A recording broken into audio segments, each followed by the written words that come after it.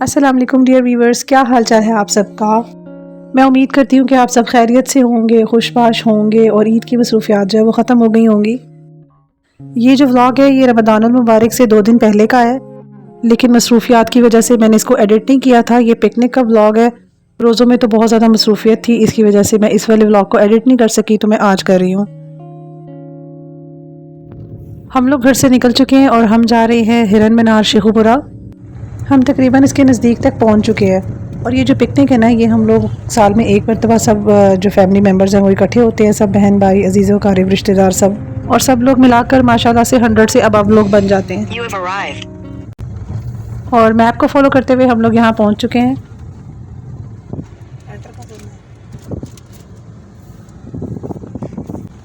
और रास्ते भी ना मौसम बहुत ज़्यादा खूबसूरत हो गया था, और यहाँ पहुँच तो माशाल्लाह और ही अच्छा हो गया था। अक्सर हम लोग जो है ना अप्रैल के स्टार्ट में आया करते थे पिकनिक पर, तो उससे ये होता था कि गर्मी हो गई होती थी अच्छी खासी। लेकिन रमज़ानुल मुबारक स्टार्ट हो जाना था 23 मार्च को, तो इसलिए मार्च में ही कर ली, वरना अप्रैल में होती है तो गर्मी हो जाती है। लेकिन इस मरतबा मौसम बहुत ज़्यादा अच्छा रहा।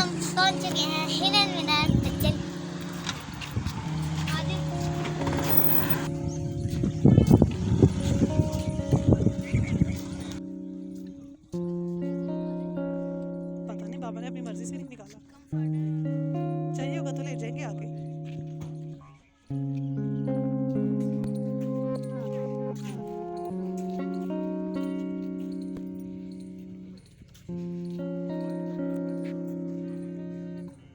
ये थी इसकी एंट्रेंस, और टिकट के पैसे भी पे करने थे, लेकिन चूंकि हम लोग ज़्यादा अफराद थे तो उसकी वजह से ना ऑलरेडी एक मेंबर जाके वो सब की पेमेंट करके आ चुका था, तो इसलिए हम लोगों ने किसी भी किस्म की कोई पेमेंट नहीं की थी।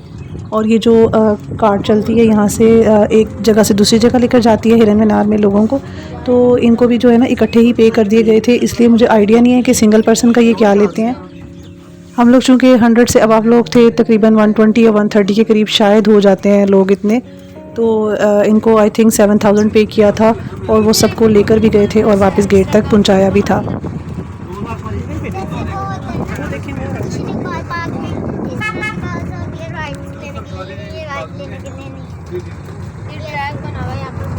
यहाँ से अब नज़र आएगा हिरन मीनार।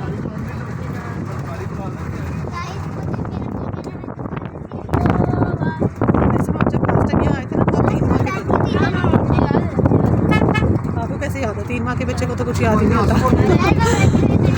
हमने यहाँ पे बोटिंग भी की थी, मुझे ये याद है। मुझे पता है, वो बिलाल चाचू भी लेकर गए थे ना। नहीं, वो तो कोई और जगह थी। मैं हाइसम को बता रही थी कि बेटा आप जब 3 माह के थे ना, हम तब फर्स्ट टाइम यहाँ आए थे, तो हाइसम कहता है मुझे मामा याद है।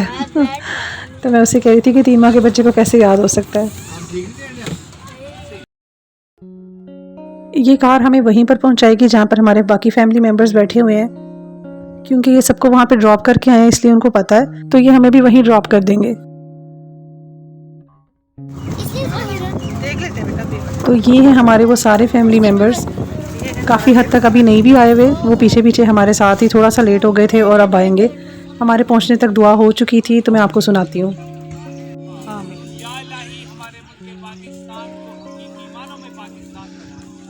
इसको हर ऐब से नुक्से पाक फरमा दे। आमीन। या इलाही ला इलाहा इल्लल्लाह मुहम्मद सल्लल्लाहु अलैहि वसल्लम। हमारी मौला यहाँ पर कुरान का निज़ाम अता फरमा, मुस्तफ़ा का निज़ाम अता फरमा। आमीन। या इलाही हम सब आमीन।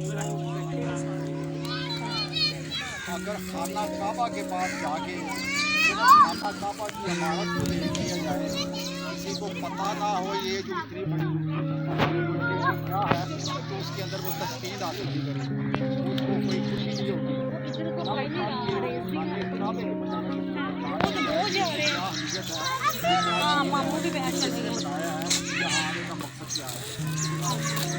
यहाँ पर अब ये ना हिरन मीनार की स्टोरी सुनाने लगे हैं कि असल में इसके पीछे क्या स्टोरी है, इसकी हिस्ट्री क्या है। ये जो मुल्क पाकिस्तान है, ये नहीं था, ये सारे का सारा इंडिया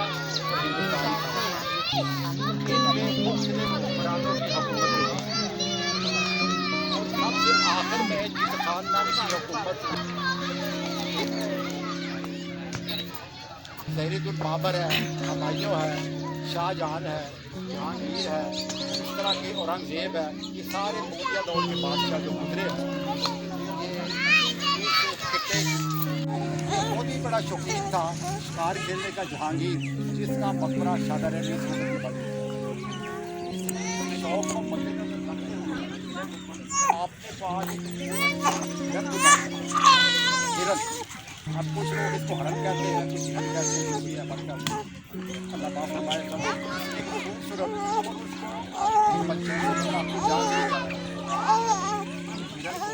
बड़ा खूबसूरत हिरन जिसके बालदार सींग थे, पतली पतली दुबली पतली तेज रफ्तार दौड़ने वाली टांगे थी, बड़ी खूबसूरत काली आंखें थी उसकी, और उसकी बड़ी चमकदार किस्म की खाल थी, और उसके हर वक्त जहांगीर का मंजूर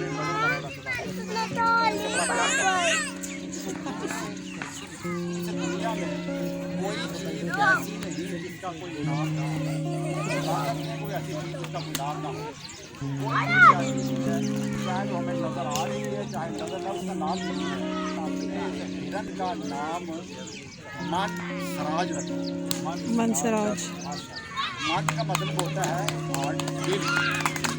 मन रखोगा, तेरा रब कौन है? फारसी का लफ्ज़ है, अरबी में मन का मतलब है दिल, और सराज का मतलब है सूरज, चमकने वाला सूरज। हिरन का जहाँ जाता था ये जहांगीर को अपने साथ इत्तेफाक की बात क्या हुई, जहांगीर किसी जगह मौजूद था अपने दीगर खादमों के साथ, जो शाही मानी में बात करते हिरन था इसका, और हिरन को देख के भागा, थोड़ा दौड़ा तो जहांगीर का निशाना वही हिरन था जो भाग रहा था। यहाँ पर काफ़ी मुग़ल बादशाहों ने हुकूमत की हुई है। पाकिस्तान और इंडिया जब इकट्ठा हुआ करता था, तो ये उस वक्त की स्टोरी सुना रहे हैं। जो बादशाह था जहांगीर, उसे हिरन पालने का शौक़ था, और एक दिन अचानक हिरन का शिकार करते हुए उसका अपना हिरन ही उसके निशाने में आ गया। और ये जो पीछे मीनार आपको बना हुआ नज़र आ रहा है, इसके बारे में कहा जाता है कि उसका हिरन जो है वो इसी के अंदर दफन है, और उसने अपने हिरन के लिए यादगार के तौर पर ये मीनार बनाया था, क्योंकि वो अपने हिरन से बहुत ज़्यादा प्यार करता था और उसकी यादगार रखना चाहता था, तो तब ये मीनार बनाया गया। हम लोग इस मीनार के अंदर जाके बिल्कुल भी नहीं देख सके, क्योंकि इसको उन्होंने ना मुस्तकिल तौर पर लॉक कर दिया हुआ है। कुछ अर्सा पहले यहाँ पर ना किसी आदमी ने खुदकुशी की थी, मीनार के ऊपर से छलांग लगा दी थी। उसके बाद से ये हमेशा लॉक ही रहता है, और जो अंदर के अफराद है वो जा सकते हैं सफाई के लिए या दूसरे कामों के लिए, मेंटेनेंस वगैरह के लिए, लेकिन आम लोगों को इसके ऊपर जाने की जो है ना बिल्कुल इजाज़त नहीं है, जब से सुसाइड वाला इंसिडेंट हुआ है तब से। तो ये तो थी इसकी शॉर्ट सी स्टोरी जो मैंने आपको सुनाई है। इसकी बाकी की स्टोरी जो है ना आप गूगल पे सर्च कर लीजिएगा, वहाँ पे आपको डिटेल से मिल जाएगी। मैंने आपको इन शॉर्ट बता दी है ताकि आप लोगों को भी इसके बारे में थोड़ा बहुत पता हो। मेरे मुख्तलिफ मेहमान तशरीफ लाने वाले कह रहे हैं कि पेप्सी वगैरह हमारे पास मौजूद है। अगर किसी को चाहिए हुई तो ज़रूर इनसे रब्ता करें। और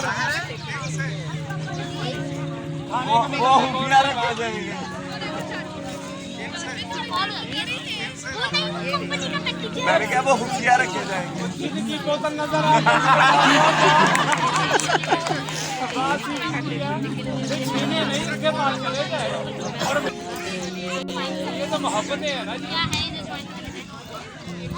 जो भी आपस में बातें करनी होती हैं, मीटिंग होनी होती है, और जो है ना सब कुछ शेड्यूल दिया जाता है नेक्स्ट मंथ के लिए, क्योंकि ये हर महीने एक मरतबा सब लोग इकट्ठे होते हैं। इनमें पूरी फैमिलीज़ इकट्ठी नहीं होती, सिर्फ घर के जो आदमी हैं वो इकट्ठे हो जाते हैं और नाश्ता वगैरह करते हैं सब मिलके, और आपस में जो है ना मिलना जुलना जो है इस तरीके से रखा जाता है। लेकिन जो फैमिली मेम्बर्स हैं ना, सारे लेडीज़ और बच्चे, ये साल में एक मरतबा इकट्ठे होते हैं पिकनिक पर। आपस में सब लोग मिल लेते हैं, खूब हल्ला गुला कर लेते हैं, बातें कर लेते हैं, हाल चाल एक दूसरे का पूछ लेते हैं। तो उसके बाद ना सबको कह दिया जाता है कि आप लोग अपना अपना जहाँ पर भी जाके सैर करना चाहें कर ले, और अपने मुताबिक जिसने फिरना है वो फिर ले। उसके बाद सारे जो है ना ज़ोहर की नमाज़ तक सब एक ही जगह यहीं पर वापस इकट्ठे हो जाएं, और ज़ोहर की नमाज़ अदा की जाती है। उसके बाद में जो है ना खाना सर्व कर दिया जाता है। ये खाने पीने का कुछ एक्स्ट्रा सामान है, जो कि सब जो है ना अपने साथ कुछ ना कुछ ज़रूर लेकर आते हैं। तो जूसेस हैं, चिप्स हैं, इसमें चना चाट है, बिस्किट्स वगैरह हैं, और बच्चे जो है ना इस तरह की चीज़ों को एंजॉय करते हैं। पहले ये हुआ करता था कि हम लोग जो है सब अपना अपना खाना बना कर लेकर जाते थे, लेकिन पिछले 2 साल से ऐसा हो रहा है कि ये लोग खुद ही अरेंज करते हैं, मर्द हजरात खुद ही अरेंज करते हैं, बाज़ार से ही खाना बनता है। और ये आप देख सकते हैं कि कारपेट्स और चेयर्स और सारा कुछ अरेंज किया जाता है, केटरिंग का सामान, और खाना भी जो है ना वो बाहर से ही बनवाया जाता है। बिरयानी थी और इसमें रायता था, मीठे में खीर थी, और खाना खाने के बाद जो है ना चाय भी सर्व कर दी गई थी। जब हम लोग सब कुछ खुद बना कर लेके जाते थे उसका भी एक अलग ही मज़ा था। और ऐसे भी ना आप काफ़ी जो है मेंटली तौर पर फ्री हो जाती हैं लेडीज़, कि उन्हें सामान उठाना नहीं पड़ता, तो इस तरह भी बहुत अच्छा लगता है जब आपको बना बनाया मिल जाता है और लेडीज़ को कोई काम नहीं करना पड़ता उस दिन, सारे मर्द हजरात ही काम कर रहे होते हैं। बर्तन रखना, उठाना, खाना सर्व करना, बाद में चीज़ों को समेट देना, वो सब कुछ मर्द हजरात खुद ही कर लेते हैं। यहाँ पर देखें खाना जो है वो बना बनाया आ चुका हुआ है और सब को जो है वो सर्व किया जा रहा है। मेरे लिए एंड पे डिस्पोजेबल प्लेट नहीं बची, तो उन्होंने मुझे बड़े ट्रे में ही सर्व कर दिया जिसमें वो सबको सर्व कर रहे थे, जो सर्विंग डिश होती है उसके अंदर। तो खैर हम लोगों ने 2-3 लोगों ने शेयर कर ली थी आपस में। और ये देखें मुझे जो रायता है ना वो डिस्पोजेबल ग्लास में मिला है क्योंकि प्लेट्स ख़त्म हो गई थी। खैर इस तरह तो होता ही है इस तरह के कामों में, लेकिन कोई बात नहीं, खैर है, अपने ही घर की बात है। सबसे ज़्यादा मज़ा इस बात का आता है कि आप लोग जो है मिलकर बैठ ही जाएं, इतने मसरूफ़ टाइम से एक दूसरे के लिए वक्त निकालें और मिलजुल कर बैठें, खाएं, हल्ला गुला करें, ये सबसे बड़ी बात होती है। आप एक दूसरे की प्लेट से भी खा रहे हो ना तो कोई माइंड भी नहीं करता।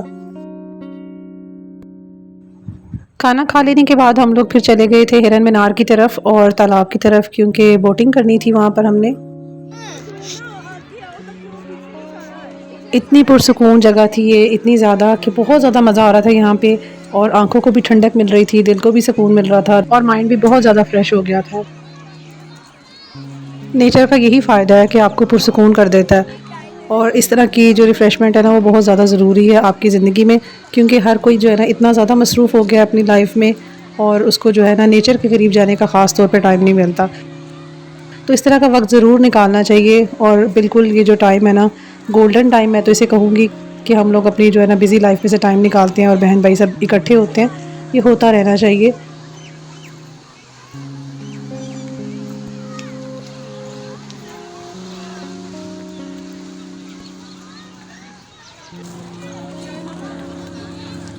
चढ़ना मुश्किल है, उतरना आसान। ये बच्चों की खुशियाँ चेक कर लें ज़रा, बहुत ज़्यादा एंजॉय करते हैं सब। यहाँ पर हम आ चुके हैं बोटिंग करने के लिए।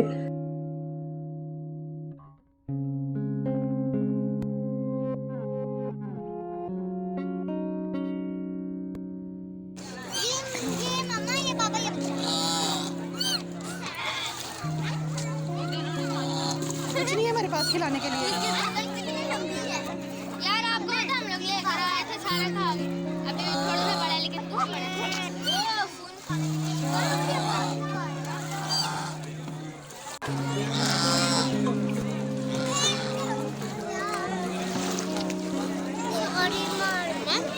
वो जो अंकल दिखाई दे रहे हैं, क्या है इसके अंदर क्रोकोडाइल भी है। इसके अंदर पानी के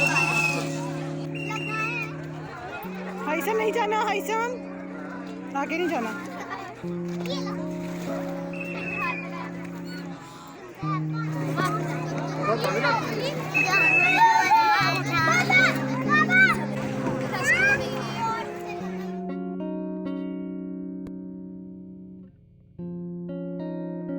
फिर हमारी बारी आ गई थी बोटिंग करने की, तो सब ने बहुत ज़्यादा एंजॉय किया इसे।